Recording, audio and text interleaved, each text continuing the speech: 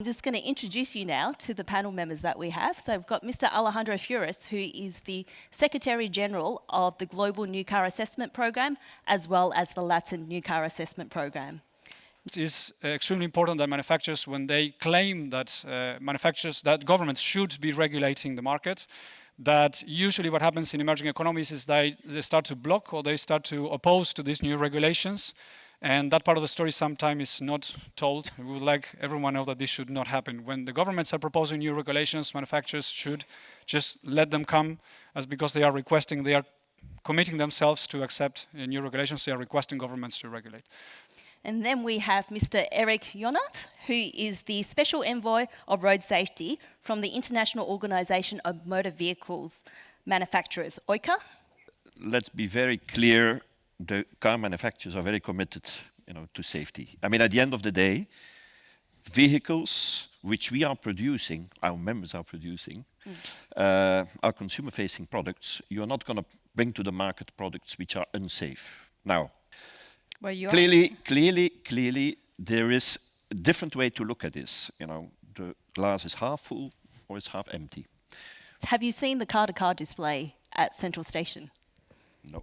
Do you think it is acceptable for manufacturers to produce a zero-star car in low middle income countries, yet produce 4- and 5-star cars for other high-income regions? Is that acceptable? Well, I think it's not acceptable to have unsafe cars. So we indeed, again, want to make clear that we need to make further progress. Are we there where we should be? The first to recognize there's still a lot to do, yeah? And then we have Ms. Graziella Jost, who is the Programs Director from the European Transport Safety Council.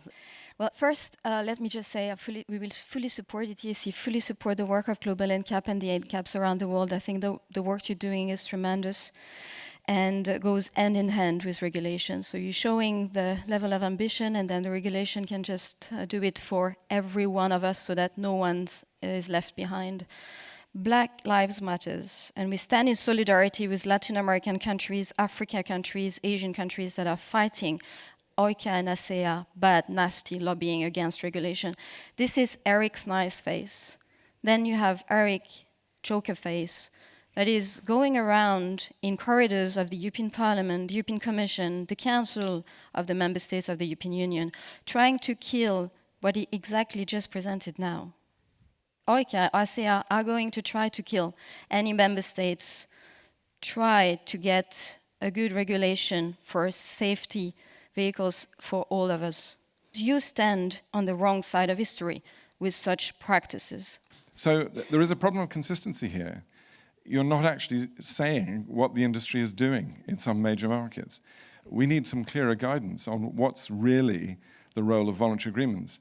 Where in one major market you are doing it, but apparently it's not okay globally. Gabriel Cardos, I'm the Global Director of Office and Road Safety for Johnson & Johnson, private sector. I just want to ask, are you aware that there's a growing tide of private sector companies, network of employers for traffic safety, representing hundreds of multinational companies, all probably many of which will be adopting the global NCAP requirements. Already at Johnson & Johnson, we are not purchasing any vehicles that are not 4-star, preferably 5-star rated, as well as a number of other listed safety features. I think it's important that the manufacturers are aware of that. I would pick up something that Mari Barra said a few years ago. She said, speak up for safety. And OICA should speak up for safety. You should encourage this not to happen publicly and in a strong commitment. Thank you so much for your attention this morning. Please join me again in thanking our speakers.